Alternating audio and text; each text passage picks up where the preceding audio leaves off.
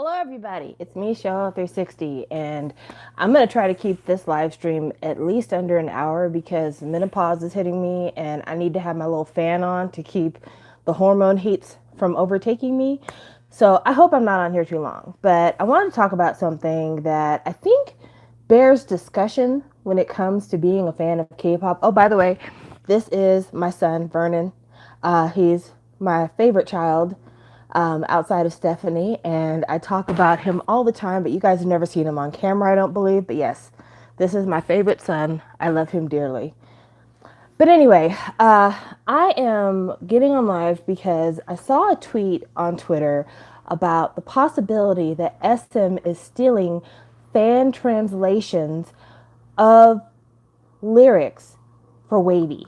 So what I saw was that apparently fans have been doing translations for Wavy lyrics, and they did some for this latest release. And then SM decided to lay some lyrics over some videos, I guess, and they used the exact same, well, not the exact same, but some oddly specifically similar wording for their English lyrics.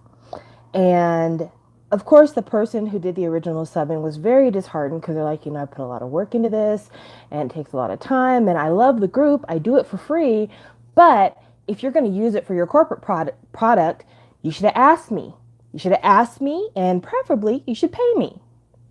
And it had me thinking about kind of where is the line in terms of like what corporations should be doing and what fans should be doing. And I think about this a lot because I think about when we had the big YouTube apocalypse, when all the reaction channels started being deleted because they were using contents from a lot of corporations. And a lot of people were like, okay, well, I am sad and surprised and shocked because when I do my reaction videos, I'm providing PR for your company and people are watching my reactions and then they go watch your videos.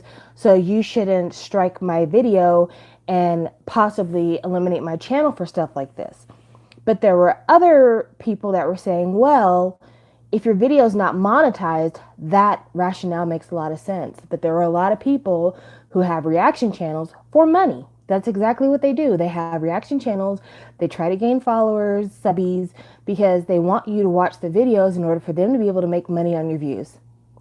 And they can run AdSense on there, and that's how they get by. And so is a company right for saying you can't use my product because you're trying to make money off of it, so I'm going to take it down? And if the rules of this website say that so many strikes causes your channel be deleted, that's not my fault because I'm not in charge of that. But at the same time, you have companies doing copyright strikes on a dance group, doing a cover of a dance from a music video or from a stage set or whatever else. And at that point, do you feel like a creator has made something wholly their own? Because somebody who's doing a reaction might tell you, well, I've created something new because I've laid my commentary over it.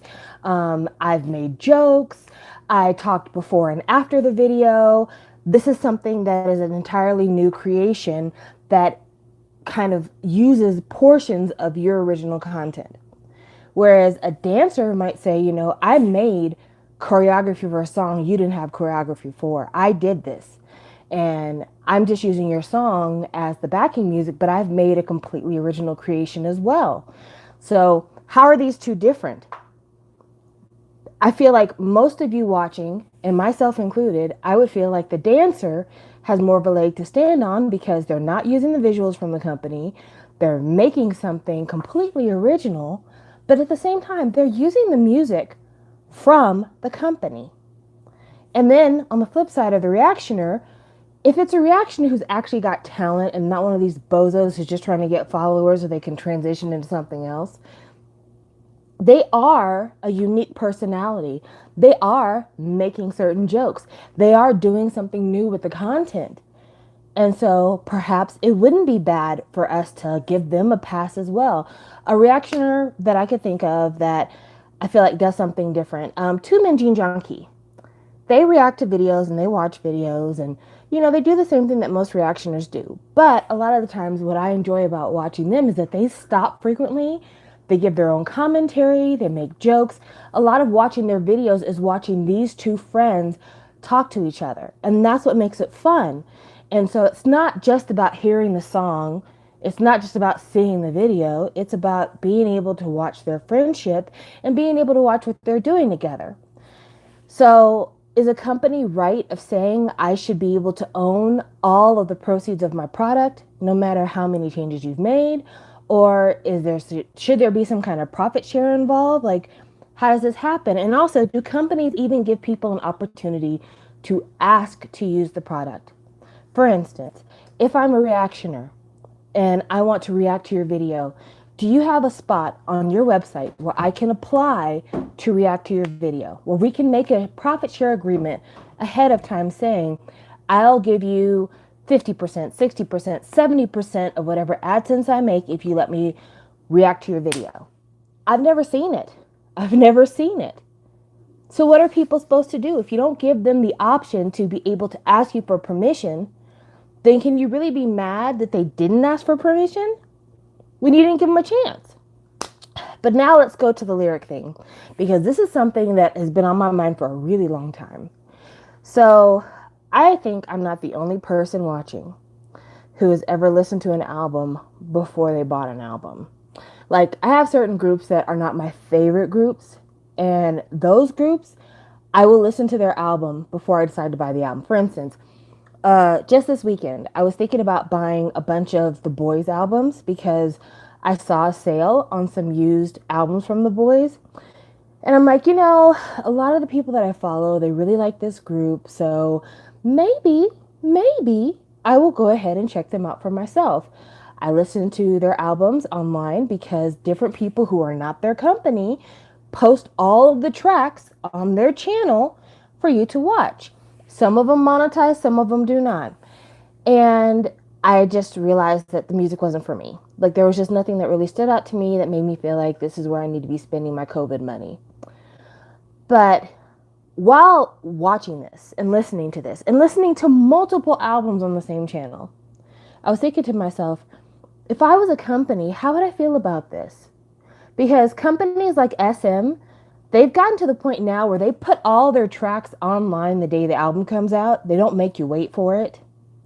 And so if they're posting the music, why should they allow you, a stranger, a person who had no hand in making this music, profit from their product when they literally have a competing video that does the exact same thing on their channel? Like, if I wanted to listen to the new Red Velvet album, you can go to the Red Velvet YouTube channel, and they have a playlist for the new Red Velvet album. Same thing with NCT, Wavy. They have all the songs there on YouTube. You can listen to them. So why am I going to a stranger who's posting the album to get views and to get followers and to possibly make money? It doesn't seem right to me. Now, it seems like I've been all on the company side this whole time. I promise you it's not that. It's really me asking these questions. Where is the line? Now let's flip it around a little bit and let me be on the side of the fan. K-pop companies, until very, very recently, were really bad about having English translations for stuff. I mean, we've all lived through the times where we're like, I don't know what the song is, but bitch, I'm jamming to it. And then you find out it's about some guy cheating on his wife and getting caught, and you're like, hey, now, if I knew that's what the lyrics were, I may not be jamming so hard. Well, thank God for the fans, because the fans have been instrumental in translating the Korean so that we understand what it is we're actually bobbing our heads to. And so, I mean, it's invaluable. And also, like, the fans who don't just translate the lyrics, but then also identify whose voice it is singing that moment in the song. There are so many times where I've watched the color-coded lyrics of something so I could try to figure out whose voice was that. I could have sworn it was whoever else, but let me double check on that and see. The only time it's ever a problem is that it's really hard for people to identify who's doing the runs because it all happens together. But yeah, I watch those videos religiously. And in those instances, sometimes I feel like they're adding content to the song. I'm not watching their video just to hear the song. I'm watching their video because I want to see who's singing. Because you haven't done a stage yet, or this is a song that you're never going to do a stage for. So I'll never know if I don't see it here. And then the English lyrics. The company is not subbing the song in English. So this person has done this service for fans out of the goodness of their heart. Don't they deserve to be paid for videos that sometimes have millions of views? You can go to some of the most popular songs in K-pop, go to YouTube and look up that song, color-coded lyrics. And those videos have literally millions of views. That means that there's a market for it. There's people who want it. There's people who are specifically looking for it. And there's people that go back and reference it over and over and over again because they serve that purpose. And like Tarian was saying, it's a big part of helping international fans feel connected because it's a trifold thing here. It's not just, I'd like to know what the song means. I'd like to know who's singing it. But in some instances, I may be a fan who wants to learn Korean. And these color-coded lyrics will romanize the Korean so that if I want to actually sing along to more than just the English part of the song, I have an opportunity to do so. And that's what people want to do. That's what people would like to be able to do. And so they're providing a service that the company is not. So when a company like SM says, I'm going to take this hard work you did by identifying who's singing, by taking the time to translate the lyrics, and also if you're a native English speaker and you're able to understand Korean because you have Korean family, if you're, duolingual, unlike some of the people that work at our office, and you translate these lyrics in a way that they actually make fucking sense, then yeah, I might be tempted to lift your product. And I may justify it to myself by saying, well, you use the song, so since you took something from me, I'm going to take something from you. But did that person actually take something from you, or did they create a brand new service that you weren't offering? And shouldn't they be paid for creating a brand new product? Like, just for jokes and giggles on my channel, I am constantly saying, please hire me, K-pop companies, because I can help you out. I constantly have ideas for K-pop companies that I'm willing to give away for nothing. If you watch my videos and you like my idea, take it, it's yours. I'd love to see it. But I'm going to be real with you for a minute. If I came out with an idea that was super great and a company took it and I could prove that no one else out here had that idea but me, I would be a bitter bitch if they took it from me. And I'd be a bitter bitch because you don't have to take shit from me. You just got to ask. I think that's most people's feelings when it comes to things that they've created or things that they've done. Sometimes it's not about money, and it's not about clout, and it's not about recognition. It's about the ask.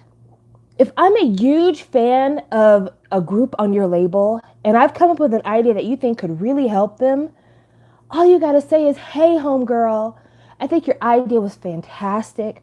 We'd like to incorporate it into our next release.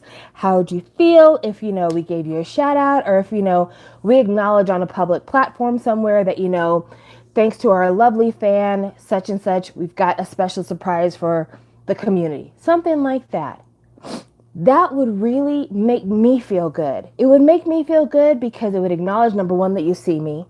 Number two, that you think what I'm offering has some kind of merit, value, quality to it. It's going to encourage me to want to do more. It's going to encourage me to want to create more, to fan harder, to just make myself more invested in what you're doing. And it could be supporting my dreams. I don't have dreams to be a K-pop executive or one of the behind the scenes people at a K-pop company. That's just not my dream. I mean, I'd love to do it, but I also know that that's a grimy ass business and I have a quick mouth and I would get fired within like the first week. But if I was somebody who was an illustrator, or if I was a photographer, or if I was a choreographer and I did something really magical and you said, what you're doing is great, we like it so much that we're going to use it, and we want to encourage you to keep doing this because you have that gift, that could change somebody's life. And I did a live stream yesterday about how COVID was changing everything. And I talked about how, there's a lot of people who aren't going to pursue their dreams because they're going to think it's not worth it. They're going to be thinking about how only essential workers can work in the times of COVID and self-isolation and everything else. And they're not going to want to pursue a life as an artist or a musician that relies on people having extra money to pursue their enjoyment and their entertainment. But if I'm a dancer, if I'm a choreographer, and you think that what I'm doing is worth the time and worth the exposure, I might take a chance on myself because you took a chance on me. But if you steal from me, because when you don't ask and you take something, that is the literal definition of stealing. If you steal from me, then what you've done is told me you're not good enough to actually be acknowledged. You're not good enough for me to actually give you your due. That little shit you're doing over there, that's cute and all. I might use a little bit of it, but don't think that I wouldn't pay somebody else way more money to steal from you than to pay you to do the thing that I know you're good at.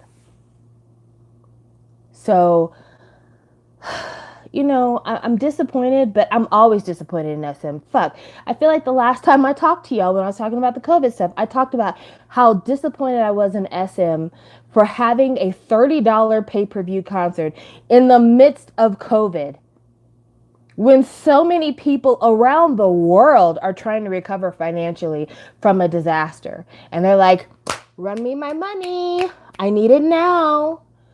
Now, you got $30 in blood money from however many fans you managed to con into watching this concert, but you don't want to pay a fan for their fan lyric translations? Quit being so fucking cheap. Quit being so fucking cheap.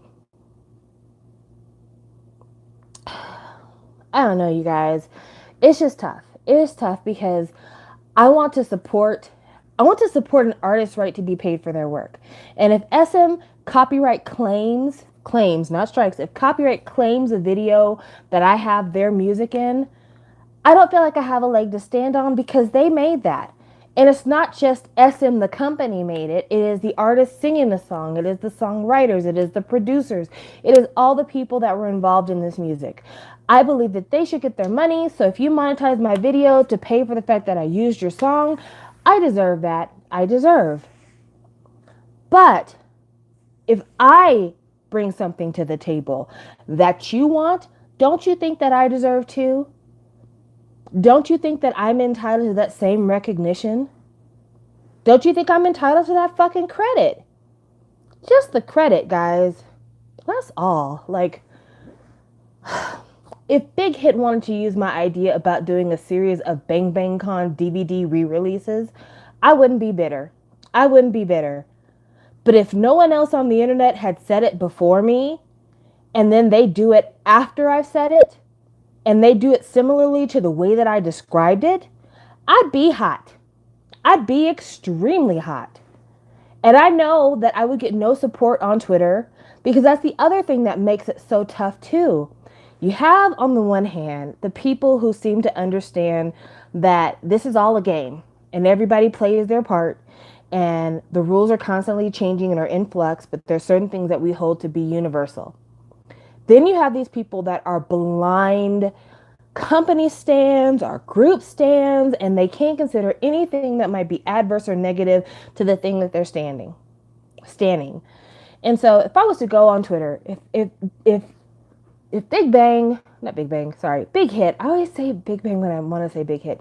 If Big Hit comes out with a line of Bang Bang Con DVD re-releases that uses the group commentary and has never before seen behind the scenes pictures, and I say, bitch, I have a video saying that I said for them to do this exact same thing, I know for a fact if I go on Twitter to say that shit, I will be attacked by armies from every corner of the world. And they'll say things to me like, you should be lucky that they're using an idea of yours. They'll say, your channel's so fucking small. Why do you think they would ever deign to steal an idea from you? Who the fuck do you think you are? They would say, this isn't even a creative idea. Everybody does stuff like this. Why do you think you're so fucking special? It's a regular random idea. I I would have people saying, you're ruining our opas, charging them with plagiarism. Don't you know this could damage their reputation? This is really crappy. Or probably the most dangerous one, I'd have people going through every video I've ever done, trying to use clips out of context to slander my name and say what a fucking army hater I am, and possibly doxing me, calling my workplace, doing everything else to make my life hell. And it would be because I was seeking to get out here to get my just due. Now, again, this is a hypothetical. Like I said, big hit. If you want to use my Bang Bang Con idea, feel free to do so. But that's a thing that companies use to keep you from getting what's yours. Facts. This person who's saying you stole my translations, there's going to be different XOLs, not XOLs, sorry, wavy stands. I don't remember what they're called. There's certain wavy stands that are going to come out here and are going to say, bitch, you wish that they would steal from you. Your little funky translations don't mean all that. Or they're going to say, if you're a real fan, you're not going to do anything to damage their reputation because you know this only hurts the boys. That's what's going to happen. And this person who has cultivated a legacy of being a loving fan, of being a supporter, will be reduced to, oh, you're just an attention-seeking whore. And it sucks. It sucks because it doesn't have to go down like this. It doesn't have to go down like this. And also, like, you're limiting your ability to get stuff from people moving forward. Because let's say that a company uses a fan's idea, like legitimately says, I am using this idea from this fan. And we're glad to have fans like this that are so creative. Do you know how many people would get on their grind to be the next person to furnish an idea for a company? Now, I know that the company's attorneys are going to say, never acknowledge that you got something from a fan unless you worked it out behind the scenes, because if you do, you're opening yourself up to a number of plagiarism lawsuits and allegations and stuff like that. And that's part of the reason why a lot of these companies, they don't ever say where they got the idea from, because they're like, you just need to sue me. It's harder for you to sue me when I never acknowledge that I've stolen stuff than if I acknowledge that I got inspired from somebody, and then you can say, oh, well, I inspired them too. That's what their lawyers are telling them. So I get why they're not doing that, but every once in a while, you can go ahead and bend the knee. Every once in a while. Sometimes there's just some people who really do some amazing shit, and you just need to go ahead and give them their props. Some of these people who are doing translation work like this, if they're really that good, go ahead and give them a job. How about that? Instead of stealing or worrying about possible lawsuits in the future, if someone is consistently doing the work that you would normally pay a staffer to do, and that staffer is too fucking lazy to do their job, instead they decide to steal from somebody, because trust me, this is a low-level staffer who was told, put some English lyrics on it, and that person turned around, saw where somebody else had some translations, and said, cool, I will take this, change these words here, and look, teacher, this is my original work.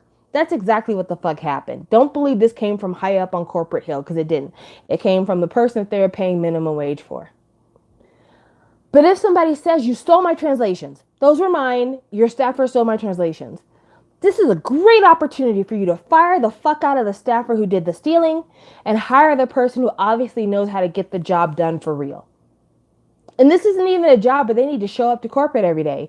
You literally could send them the material in an email and be like, hey, go ahead and work out this translation. They do it, send it back to you, and there you go. Bob's your uncle. This is the no muss, no fuss transaction here. It doesn't take much. So why aren't companies doing this? Why aren't companies doing this? And this is something that has been a problem in K-pop forever. I remember years and years and years ago when SHINee did Sherlock.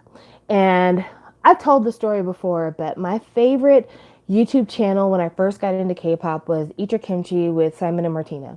I still really respect what they've done. I don't watch them anymore because I just don't find them interesting anymore. I feel like, I've gotten a good sense of who they are. They're not really bringing anything new in terms of my entertainment value, so I don't keep up with them. But I remember they did the review for Sherlock, and In the Sherlock video, if you haven't seen it in a long time, Shiny plays a group of detectives who are supposed to solve the case of the missing jewelry in the art museum. And there is a fake newspaper that is printed that is supposed to tell the story of like Shiny and they're looking for the jewelry and how they found the jewelry and everything else. And I haven't recommended a Simon and Martina video for a while, but I recommend watching this one because they talk about how when you read the article, like if you freeze frame on the article and you read it, it is a hot mess. It doesn't make any sense. It's ridiculous. It is just flat out ridiculous. Now, SM, a company that has millions of dollars at their disposal when they're not siphoning it into a shadow company for Isuma, they have the ability to pay somebody to write a decent article. As many expats as live in Korea, so many people who are English teachers at high schools and after school tutoring cafes and all these other places, as many people that speak English and have a modicum of understanding of Korean that you could hire to write this article, you wrote that shit in Korean and threw it through Google Translate and said, here you go, it's an article. SM, you have too much money for that. You have too much money for that. But that's what they chose to do because they're cheap and they're lazy. And the person who was probably assigned to do that job, they said, yeah, I'm great at English. And they meant I am great at copying this Korean and putting into the Google Translate and pressing English from the drop-down menu. But yeah, it is like, you could try a little harder, guys. You could try a little bit harder. But I'm ragging on SM. They're not the only company that does it. How many times have you seen people doing English subs for Big Hit for their stuff? All the time. It happens all the time. And so it's just like, they're not the only company that cheaps it out. The only company that I could say it seems like they spend the money and the time when it comes to English is probably JYP. JYP for a number of years now have consistently put English translations on all their music videos. I remember the first time I saw it, I was shocked. But they do it, and they do it consistently. And they don't have to be told. They do it ahead of time, so it's not the fan doing it for them. It's them doing it for them. But it's just disappointing. You've got the money. You've got the money. Not only have you got the money, but when you do the right thing, you're going to get more money. It's going to pay for itself.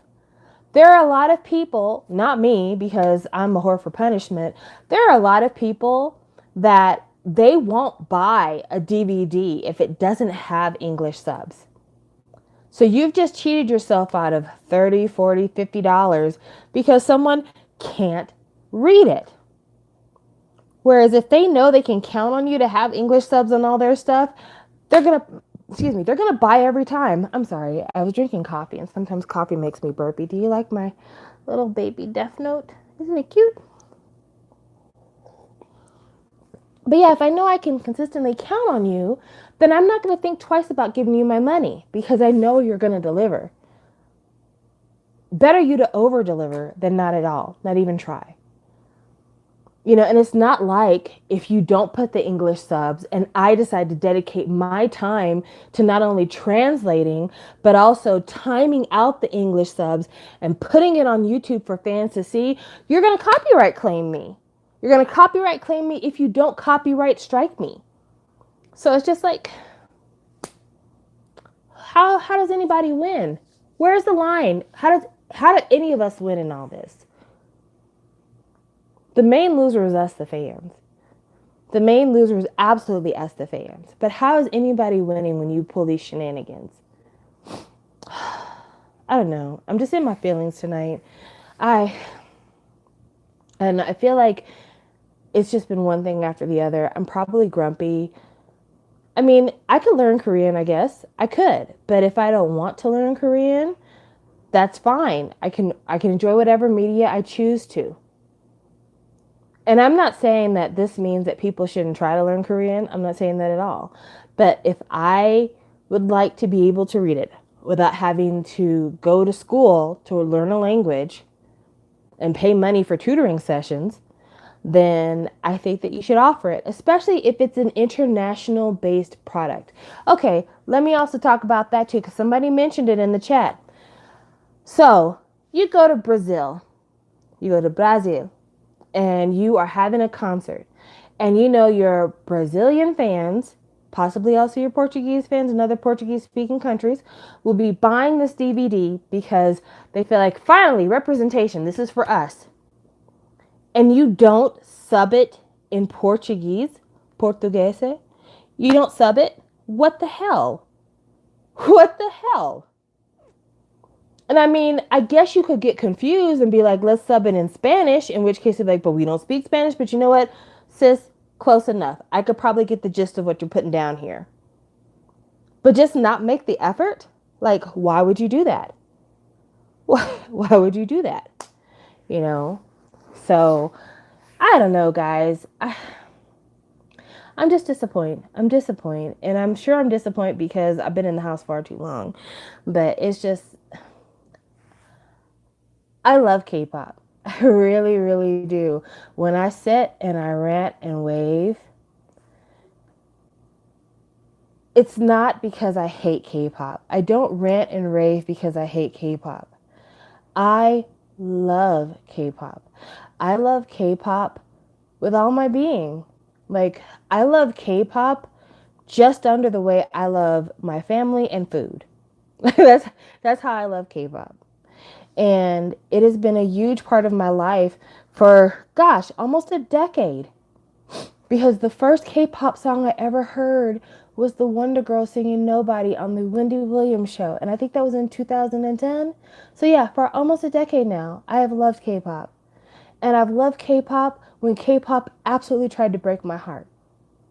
There have been times where K-pop tried my patience, where K-pop ran my nerves, and where K-pop quite literally broke my heart. And I've loved it through all of this. I've loved it when the fans were awful. I loved it when the fans were generous and supportive. I loved it when the fans changed the way that the industry works. I've loved it when the artists have been on their ace game. I've loved it when the artist gave me some bullshit and they knew that they did. And I've loved it when I've had to say goodbye. And I've loved it through it all. And because I love it so much, I am willing to tell you the truth. Because I want to continue to love it forever. I say all these things because I want to see it become better. I want to see it become everything it's meant to be. I don't say negative things because I'm just shitting on the industry. The reason why I pick on SM and I pick on Big Hit so much, it's not me picking on them. It's me wanting them to be better. If it wasn't for SM, I would not have SHINee. I would never have known who Jonghyun was. How can I be mad at SM for what they gave me? If it wasn't for Big Hit existing, there would be no BTS. And I have loved BTS.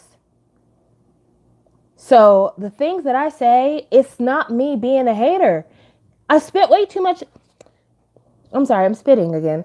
I spent way too much money to be a hater. Like, I have spent thousands of dollars on SHINee. And I've spent close to thousands of dollars on BTS. Especially when you consider what I spent on air travel and concert tickets. I've spent real green money, baby. Real money. That's not the move of a hater. That's the move of a fan. I'm a fan. But I'm not going to be taken advantage of. And I'm not going to stay silent. And the fact that so many fans have the attitude of, I'm wrong if I level criticism because it hurts the image of these people. At some point, you have to love yourself more than you love these groups. At some point, you have to love yourself as a fan more than you love them as a group. And if you can't do that, something is really wrong. Something is really legitimately wrong. The reason I said I love K-pop right after my family and food is because loving myself is not even a question.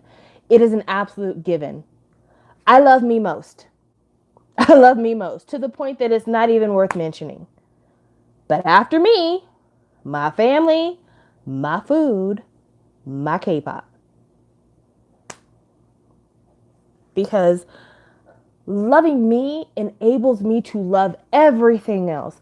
As tired and raggedy as RuPaul is, when he said, I don't want to misgender, when he said, if you don't love yourself, how in the hell can you love somebody else? That's a fact. That is a fact. I love me. And because I love me and I have such a deep capacity for loving me, I'm able to love somebody else. And for those of you who don't understand how that works, let me give you a little sermon on the mountaintop here. By loving myself, I have an opportunity to forgive myself when I make mistakes. By loving myself, I don't tear myself down for the things that might be shortcomings. I work on them, and if it's just not meant for me, I move on. But loving myself and giving myself forgiveness and taking care of me puts me in a position to have mercy and grace and understanding and compassion and empathy for the people outside of me. Because when I love myself, I can put myself in your position. When I love myself and I see you struggling, I can empathize with you because I can think about if that were me struggling, how would I feel? And that is the reason why I'm able to say the things that I say. I love myself enough to be able to tell people when I'm being done wrong. I love myself enough to protect my interest. I love myself enough to not let myself be done wrong by people who mean me no good. And fans need to learn to love themselves. Fans need to learn to love themselves so that they don't get taken advantage of by companies who give a shit about you and only care about your wallets and your pocketbooks and your ATM and your credit card and your line of credit. When fans spent months trying to get Wonho back into Monsta X, that had nothing to do with them hating Monsta X as a group or hating Starship as a company. It had everything to do with love. It had everything to do with the fact that they love Monsta X and they love Wonho. And it hurt to see this happening. It really hurt to see this family being torn apart. It really hurt to hear all the slander and all the misstatements and the absolute lies. And so they spent months campaigning to get the group back together, to get Wonho back into the fold, because they felt like there had been an injustice. Now, if they had just towed the company line and done the thing that corporate would have wished they would have done, what they would have done is shut the fuck up. What they would have done if they were playing by the company's playbook and being the good little fans that they should be, is that they would say, you know what? I'm not going to do it. I'm just going to sit here and sip my lukewarm coffee and just let whatever happens, happens and buy whatever you release. But they didn't do that. They didn't do that because they love themselves enough to say, you're not going to do me like this. You're going to do right by me. After all the money I've given to Starship, after all the concerts I've been to, everything else, you're going to do right by me. And more fans need to do that. More fans need to speak it into action, because once we start doing that, that's how we can really love these idols. We wonder how it is that we have spoken, not just me, but most K-pop fans have spoken about the need for mental health resources for our idols. We have talked about how much we need to make sure they've got actual livable schedules, that they're able to talk to a therapist at the company's expense, how their physical health should be looked after, how they provide food when they're on the road. We've talked about all of these things, and yet and still, our idols are still dying, they're still being mistreated, they're still being overworked, they're still being abused.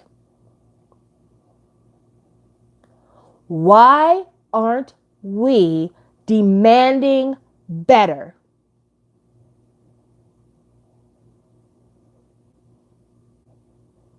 Why aren't we demanding better? We always wonder, why don't these companies listen? Because they don't have to. They don't listen to you because they don't have to. Because they know you're going to buy their stuff anyway. You're going to buy their stuff anyway. So why do they need to listen to you? And do you know what you get for that? Do you know what you really get for that?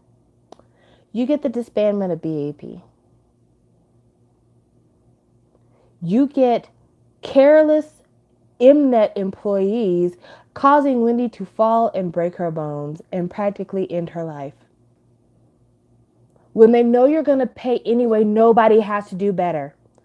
Do you know what will stop a broadcast company from shitty work conditions that put an idol's life at risk? Don't watch their award shows anymore. Don't watch their shows through their official channels. Bootleg all their shit. Quit giving them the views. Quit giving them the acknowledgement. Once you stay fucking dead ass silent when they're out here making their noise and begging you to pay attention to them, they'll learn. That's when they'll learn. So many people watched that award show after Wendy got injured, waiting to see what the company was going to say about it. Waiting to see if they were going to give an apology. When what we should have been doing is not watching shit. I'm going to save this one. So yeah, you should absolutely be voicing up, raising the flag, sounding the alarm. That's what they need to do. There's no revolution has been launched in silence. At some point, the revolution has to be televised. At some point, you've got to get in the street. At some point, you've got to put up a sign. At some point, you've got to shout. But you've got to get out there and you've got to start calling out BS for what it is. And quit protecting these companies like they're fucking babies. These are fucking millionaires. They're not fucking babies. They're fucking millionaires. They got money. They absolutely got money. You know, I'm willing to work with Korean fans. Absolutely. Because I have compassion. I have compassion. I also realize that there's a lot to be said for the environment you live in, the country you live in, and what societal mores are. And a lot of people are going to go past what the rest of their society says is right. But we have got to start voicing it. If international fans don't like the way a company treats its idol, let them know. You won't be selling no tickets here. You won't be making no money. You won't. Until you do right by us, you're not going to make any money here, sis. Not going to happen. That's what we got to do. You got to speak with your dollars because that's the only thing that they listen to. Literally the only thing they listen to. You know, the next time SM decides to have a tour in the United States, we should just have a petition or a hashtag on Twitter that says, we're not buying tickets unless you let them fly private. We're not buying tickets to the tour unless you buy out first class. That way, sasaengs and crazy bitches can't sit next to the boys when they're flying around. I don't think that's unreasonable. I think that's something that all the fans could support. I think that's something we can all agree on. When you leave the country on a plane, that plane either needs to be a private plane or you need to buy out first class because you can do it because you got money. So, I mean, I don't think it's unreasonable. And I think if the fans got behind it, if the fans were to make a hashtag that had 100,000 tweets to it or 50,000 tweets to it, and it was all directed at a company saying, this is the behavior we want you to correct. You better make steps to do it. It'd be very hard for them to ignore it. Well, of course, it's not going to happen with TS Entertainment because TS Entertainment is a fraud. It's a fraud. It's a fraud. It's a fraud. It's run by the mafia, probably, allegedly. But yeah, Essence got enough money. They've got enough money. There's no reason why they couldn't do it. No reason why they couldn't do it.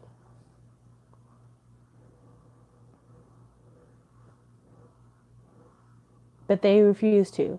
And I feel like Big Hit makes a lot of money. They sure do. But SM's been making a lot of money for a really long time. They've got years of old money behind them.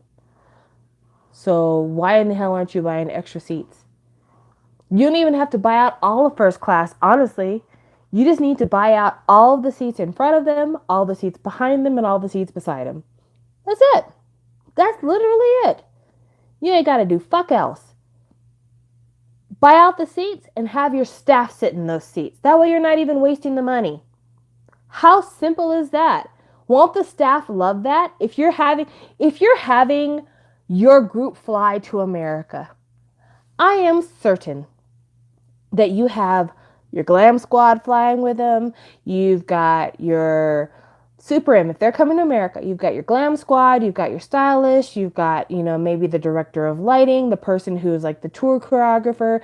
You've got all these people that need to go on as well. You've got an entourage. It's not just the guys from Super M and nobody else.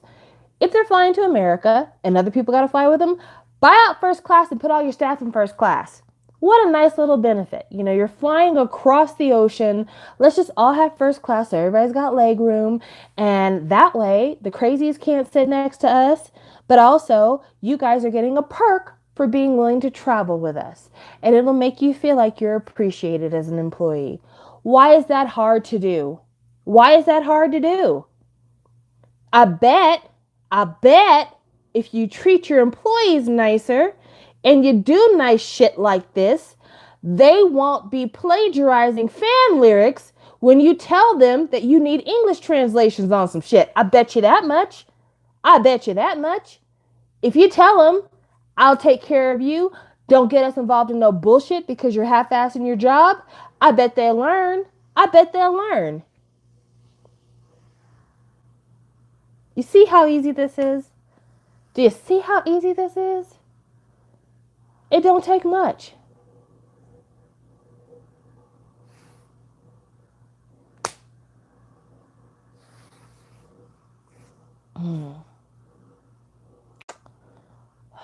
I should be talking about packaging too while we're at it, but I've already beat that horse to death. If you saw my unboxing of the latest BTS album, then you already know that me and packaging are just about done.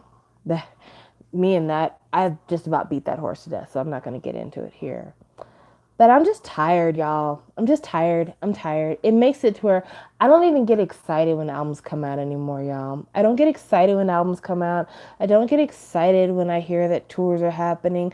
The excitement I used to have about so many things, it's just not there. The compulsion to buy stuff when it's brand new, it's just not there. Because I'm so tired of rewarding these companies with blind faith when they don't show the same respect to us. I have pre-ordered so many albums in my life. Like, I have actually, technically, hundreds of albums. Technically, I have hundreds of albums, K-pop albums, not American, K-pop albums. And of these hundreds of albums I have, I promise you, probably at least 100 of them I purchased on pre-order status. Like, I either bought it from the store the day it came out, or I ordered it a couple weeks in advance because I've been buying for years. Been buying for years. And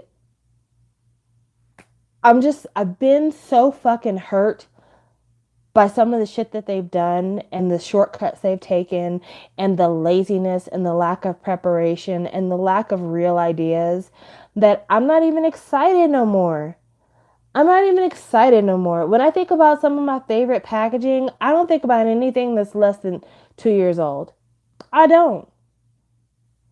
All the packaging that I think about, that I love, that I thought was some of the most inventive, awesome new shit, is some shit that came out in 2015, 16, maybe 17. Like, it's all old shit. It's not new stuff because new packaging is a joke.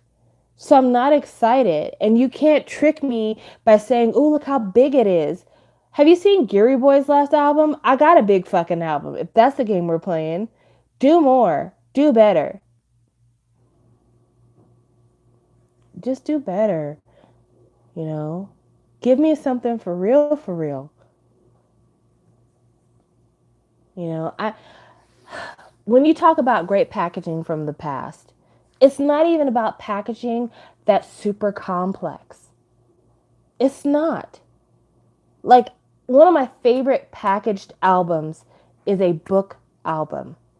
A lot of you probably haven't ever seen it before if you don't follow the group, but the group Oh My Girl, their second release was a mini album for the song Closer. And if you were lucky enough to have been on the wave when Oh My Girl came out, that packaging is brilliant. And it's brilliant because it matches the group concept. It's just a book. It is just a book with a CD in the back. That's all it is. It ain't nothing super special. But the video and the song were supposed to give a fairy tale feeling. So the book is like a storybook that you would read to a child. And that's the way the packaging is.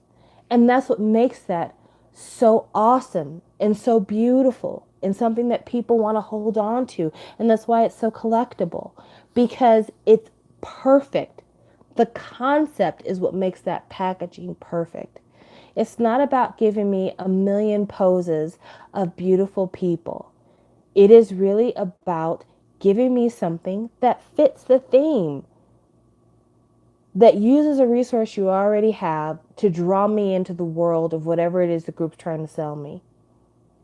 Or one of my favorite packagings, actually, that's less than 2 years old, is the chapter one from TVXQ's Truth of Love. I think that's the name of it. I could have it wrong. I probably have it wrong. But when TVXQ came back from the military, their first release after they came back from the military, that packaging, it's a magazine. It's a magazine packaging. It's got like a soft cover and it's kind of big like a magazine. Inside of this magazine, though, is interviews like you'd see in a regular magazine that are translated into 3 languages.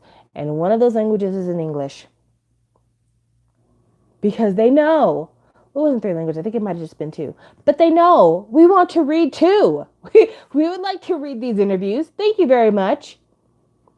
It's just like, wow, this didn't cost y'all any extra money, but wow, thank you. I appreciate that. That's really kind of you. That's really understanding of you. It didn't cost them no extra money in terms of printing special outsides or anything else. It's just that. That was enough. And whoever did that must have been listening to us complain about the exact album, and that's the reason why they did it, is because the exact album, from what I remember, had interviews that were not translated. And so people couldn't really read them. But when they translate them, we're all like, oh my gosh, this is amazing. Oh my God. Or, you know what else is really nice that a company could do? If you're not going to give me new, inventive, clever packaging, things like that, don't give me something that's going to be a fucking hassle. How about that as well? If you're going to give me album packaging, don't give me some shit that I can't figure out how to put on my shelf. And it's not just big albums. JYP, I've been really kind to you by keeping your name out my mouth, but let's just say it. 2 p.m., the album that my house is on, is some of the shittiest packaging JYP has ever done. Facts. Facts. I think it's called, is it called Number 5? Is that what it's called? I think it's called Number 5. It's got a 3D cover that is printed to look like the front of a hotel door. Like just the section of the hotel door that has like the lock. That's what it's printed to look like. It comes in black, it comes in white. The photographs inside are really pretty. I like that album. Sonically, that album is actually really solid. But how the fuck am I supposed to put that on my shelf? Seriously, what am I supposed to do with that? It's made out of plastic. What they did, because I think I talked about it on my channel and I showed it. They took a sheet of plastic and they kind of like heat molded it so that it would look like this door. But it's a sheet of plastic. It's thin. So if you put it on your shelf and you shove something else in there, it will bend, it will warp. And this sheet of plastic is two-sided taped to the front of the album. So if it gets too hot and then it gets too cold, your adhesive starts to break down and then your cover is curling on the edges. I don't need you to reinvent the fucking wheel. You could have very easily have just taken that cover and taken a photograph of that hotel door and printed that as the cover of that album. Just as easily, it would have been way cheaper. So what was the point? What was the point? So yeah, we have to speak up about this. We have to speak up about this because these companies don't give a damn. They don't. You know, as much as people complain about a jewel case and like, we don't want a jewel case. That's not what we want. We want big stuff. You know, I would much rather have you give me perfect velvet and they're stocking the Pizza Boy. When you open the jewel case, the CD looks like a pizza. I would much rather have that than you to give me a molding of a hotel door. If I got to choose one or the other, don't give me that fucking hotel door. I refuse. I decline. I don't want it. But again, we've got to say something. We've got to say something. We got to let them know that we don't want this. My Taeyong CD, I have one of those round Taeyong CDs. It's the CD that has a wedding dress on it. And it's round. And I have it on my shelf. And when I first got that CD, the first 2 days I had it, it routinely rolled off the shelf. Just like a fucking wheel. Because it's completely round. Just rolled off the shelf. I'd put it on, roll off. Put it on, roll it off. Put it on, roll it off. I finally had to like shove extra stuff into the shelf next to it so that it couldn't move. So that it wouldn't roll off. I shouldn't have to do all that. Same thing with Zion T's first album with YG. It is a film canister. I've talked about this, but maybe I haven't talked about it enough for y'all to know how supremely annoying it is. It is a metallic film canister. And on the outside of the film canister, it's got a strip of identification tape. And then inside, it's got like various papers and pictures and stuff like that. And it's got a coin, like a heavy metal coin. Now, there was no way for me to buy that album in the United States without it coming from Korea, because it wasn't printed in the United States, it was printed in Korea.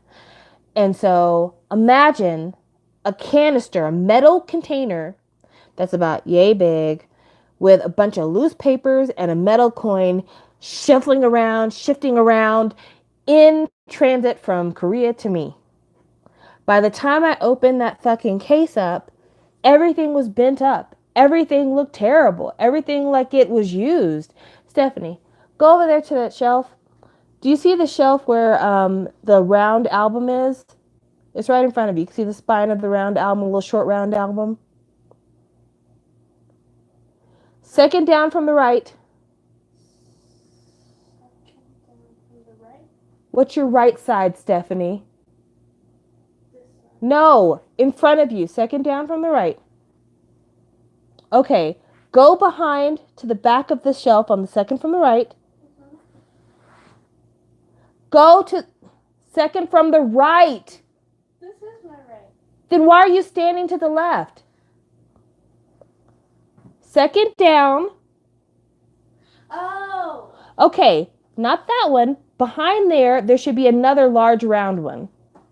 Sorry, you guys. We are having communication difficulties here, obviously. Yes, bring it to me. Thank you. This is my Zion T 00 album. Here it is. Like I said, it's got tape on the side, identification tape, which my identification tape, I don't know if you can see it, but it's actually coming off because it is what it is. and then it's having a hard time. I'm going to open this up if I can without injuring anything. Oh, I forgot that tape was on there. It's also got this yellow piece of tape that makes it to where you can't really open this up all the way, like lift it off, because you want to keep this tape intact. Yes, it did come dented. I'm trying to figure out where the dent is here. I don't see it right now, but that doesn't mean it's not there. It just means that I can't identify it. It's probably where this tape won't stay put. But I'm going to try to open it up if I can open it up. I never open this thing. Like, I own this, but I never open it because problems. There we go. Okay, so the binding is literally this piece of tape. And then inside are the items that came in it. Putting square things inside of a round container, can you see how everything looks all battered and worn out? So inside, you have this flip book right here, which you can see my flip book has got a bent corner because it's been floating around in this thing. I've got this Zion T bill, which you can see that it's all curled up on the ends because, is what they do. I've got this thing, which is supposed to look like a receipt, which is the track listing. And you can see it's also bent up on the corners because, why the fuck not? I've got a movie ticket. This one's actually in pretty decent condition, I'm not going to lie. I've got this, which is the production notes, and it's all curled up as well. Then I've got a sticker. Don't no grown person want no fucking stickers. More stickers.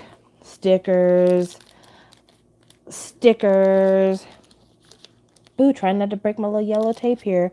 Stickers.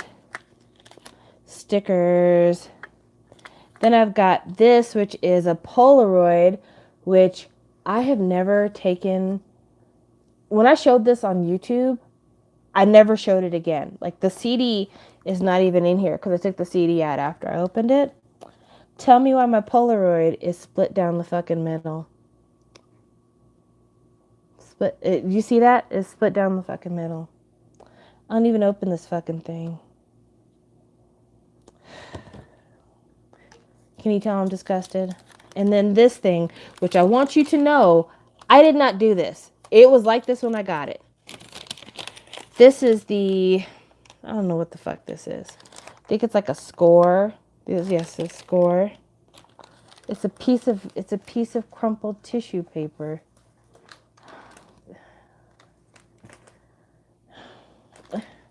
It's the piece of crumpled tissue paper. What the? And then the thing that's responsible for all the abuse and misuse in this container is this right here. It's this heavy ass Zion T coin that came in my album. This thing is heavy as shit. It's way heavier than a quarter. I'm actually made myself mad opening this. I should have left Stephanie alone. I shouldn't have made her do this because now I'm mad. Like, I don't think you guys could even tell how fucking smashed up this is. Like, it's fucking smashed up at the end. Like, it's not just bent, it's like smashed in from the transit. Because trust me, I never did anything with this.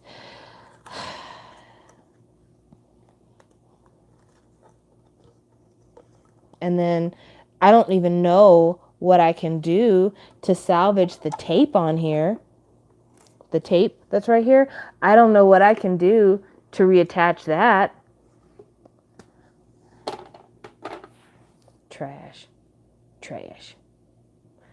So yeah, if you are telling me, do I want a jewel case or do I want some old artistic bullshit you done come up with, don't do me like that. Just give me a jewel case.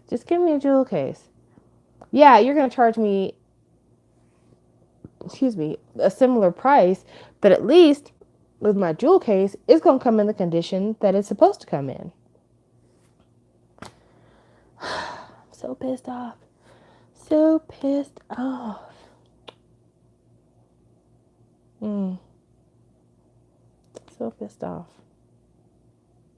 I guess it could be worse. I could have dead feathers inside of an album, or I could have a USB drive dipped in period blood. One of the two. I'm cool. I guess I'm gonna have to deal with that. Does anybody in the chat own a first press copy of Taeyong's White Knight? I'd like to know because I don't. I own a second press, whatever, and it's got like a plastic sheet that looks like it's got feathers on it, and that's what it is.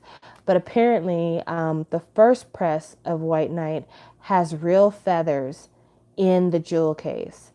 And I would like to know what that shit looks like today. Does anybody have that? And if you do, please send me a photo. You can send it to me on Twitter, anywhere else, but please send me a photo of what your feather jewel case looks like today. Also, I've seen it before, but I would like to know what several years later the G Dragon, I think it's just called Jiang. I think that's what it was called. It was just like his name. I would like to know what that USB looks like. If somebody has that years later, can you please tell me what it looks like now? Like after you've rubbed off all of the fake birthing fluid, what does it look like now? Can you still play it? I'd like to know. Questions I'm asking. I'd like to know. Because right now, I'm skeptical. I'm a little skeptical, guys. I'm a little skeptical. But anyway, I said I would try to keep this to an hour, and damn, I'm going to do that because my old lady hormones are taking over. I'm hot as shit right now. I don't know what's going on with me, but ooh, girl, I got the vapors. I'm so hot. Ooh. But thank you guys for listening to me rant. I'd love to hear your commentary. If you want to leave me some comments down below, if you can. I don't know. When I'm doing live, I don't think it lets you leave comments down below, so maybe not. But yeah, I'd love to hear from you. I'd love to, just know what you think. You talk at me because I've been talking at you for an hour. But yeah, I'm just going to go back to my original plan as I close this out. Love yourself, guys. Really and seriously, love yourself. The only reason why shit is as bad as it is because people don't love themselves enough to call out the bullshit for what it is. And now I'm not talking about K-pop. Now I'm talking about coronavirus right now. So, for those of us out here who are experiencing job insecurity and are being told by the folks who don't have our best interests at heart that the way to fix that insecurity is to open business as usual and just the cards fall where they may. If you love yourself, you know that these people don't love you. You know that these people would rather roll the dice and see where things fall and just let it happen if it meant putting additional money in their pocket. And you should also know this. The people whose lives they're gambling with are brown people. It's Latinx people, it is the African diaspora, it is Asian people, it is poor, rural white people, the people who they expect to show up at the meatpacking plant, the people who they expect to be at the restaurant and everybody's faces taking their orders and their grubby, dirty money and having to deal with that day in and out are people who are uneducated, people who don't have access to the funds to be able to stay at home, and most importantly, people who don't have health care coverage and are afraid to go to the hospital because they can't afford to pay for their medical care. The people who want you to go back to work in a hurry aren't worried about those things because they got money and they got health care. And if they contract COVID, they have a pretty good chance of surviving because they can afford the best care and you can't. So do they give a damn about you and your pre-existing medical conditions or the family that you have and their pre-existing medical conditions? No, they want you to cut their hair. They want you to be in their grocery stores. They want you to do their yard maintenance. They want you to take their order. They want you to clean up their table after they eat because they're pigs and they don't clean up after themselves. They want you to continue to make their money. The state of Iowa has the most COVID cases per capita of any state in the United States. And they are now currently open for business, fully open for business. And one of the hot spots where several people contracted COVID was from a meat processing factory. And again, it was business as usual. They never went on a full shutdown. They just said, use your best behavior, guys. Wear a mask if you wanna. And now all those people at that meat processing plant were exposed to COVID because of close, unsanitary working conditions, because it's a meat packing plant and there's fucking animal blood and shit all over the place. So it's never going to be as disinfected and clean and nice as it is working at the Starbucks. And then those people that got infected at the meat packing plant end up going home and getting their family infected and getting their family sick. And then those people can't work because they're sick. In New York, where they did have shutdown, part of the reason why so many people are getting sick in what they consider less desirable neighborhoods in New York is because New York rent is a fantasy. It's not real. There's no reason why you should be paying fucking $3,000 a month for a studio apartment. That don't make no goddamn sense. And so people are living in that $3,000 studio apartment, but it's 10 people living in that apartment and everybody's sleeping on the fucking floor.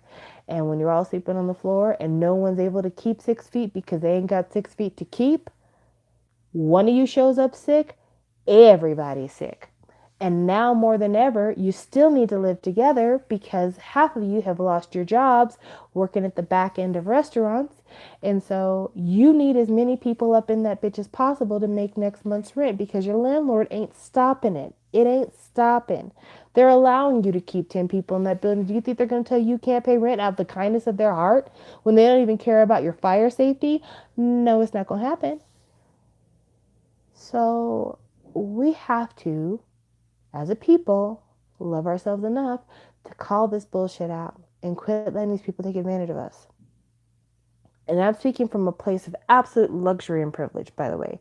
Don't think I'm not aware of that. I have the privilege of being able to rely on family. My mom has a home that I can go to, and I can still stay 6 feet apart from the people in that house. I'm saying this from a place of privilege, but I'm also saying it from somebody who hasn't always been in a place of privilege. I grew up on WIC. For those of you who are not from the United States, WIC is like the Women and Children's Nourishment Program, something like that, where basically they give you free milk, cheese, fruit juice, cereal for women and children under a certain age if you have a low income status. And when I grew up, that's what my family had. I remember my mom taking regular milk and she would pour half of the gallon into a pitcher, like a drink pitcher. And then she would add powdered milk to both containers and fill the rest of it with water in order to stretch our milk budget. I grew up with cereal that was not brand name. I grew up with store brand cereal in the bag. And I could tell you where I'm at now is a complete blessing. And it's not by anything that I did, because that would be a lie. It's because of everything that my mother did. Because my mother worked her ass off and she pulled her family up by her bootstraps. And because of that, I was able to go to university and I was able to do better. And hopefully I'll be able to pull it together to get Stephanie through university and get her doing even better than me. But the place of privilege that I speak from, I am very well aware of that. And me telling people that are not in a place of privilege to try to love themselves when they have to choose between loving themselves or loving their family, I know I'm asking a lot. But that's the reason why I'm speaking to other people that are in a privileged position. I'm not asking somebody who needs to make their rent and needs to be able to make their grocery money to make a sacrifice. I'm asking the people in the same position as me to go ahead and hold out on getting that next haircut, to hold out on being able to eat in a restaurant anytime soon, hold out on being able to take a vacation anytime soon. Hang in there. Do what you can to flatten the curve and get it to where all of us can enjoy this freedom. Because the more we keep trying to dip and dive and take shortcuts and try to sneak out the quarantine and do a little something extra, the longer it's going to take for us to get this shit over with so everybody can enjoy the America that you want to enjoy. We all want to enjoy that. You know, you who live in a mansion and want to get your nails done, madam, I'd like to get my nails done too because my feet are looking rough. But until we can all enjoy these privileges, stay your ass at home and quit trying to make other people get out there and work because you're tired of being in the mansion. All right. Thank you all for watching. I try to leave you with dimes and gems, and I hope that it has worked out for all of you. Thank you for all of your support. I couldn't have my channel if it wasn't for your support. I am in the fortunate position of being able to maintain my subscriber base for the most part. Am I where I was a year ago? No, but I'm not far from it. Do I feel like I've lost anything from not being there? Not really, because when it comes down to it, the people who are here are the people who are meant to be here. And I'm fortunate that so many of you have decided to stay here. That's fucking amazing. So thank you so much for being here. And I wish all of you safety. I wish all of you love. I know a lot of you are going through some really tough stuff. I wish I could help you more than I can. The most I can do is share your frustration and share my condolences, my empathy, and my sympathy with you because it's real. Whatever your struggle is right now, whether it's on a financial front, an emotional front, a mental health front, physical front, whatever it is, I know you're going through it. And I just want you to know I have the utmost sympathy for your position. And I'm sorry you're going through it. And if you feel bad and you feel like you're petty for feeling the way you feel because you know other people have it worse, don't feel petty. You're allowed to feel your feelings. You're allowed to be who you are. You're allowed to feel like you've been given the shit end of a stick. And just know that I get it, girl. Or boy, however you identify, but I get it. And just know that I appreciate that in the midst of whatever you're going through, you decided to come here and watch my dumb ass talk for an hour and some change. So thank you so very much. I treasure you all. I'm praying that we will all still be here again for more and more live streams. And I'll talk with you later. Bye.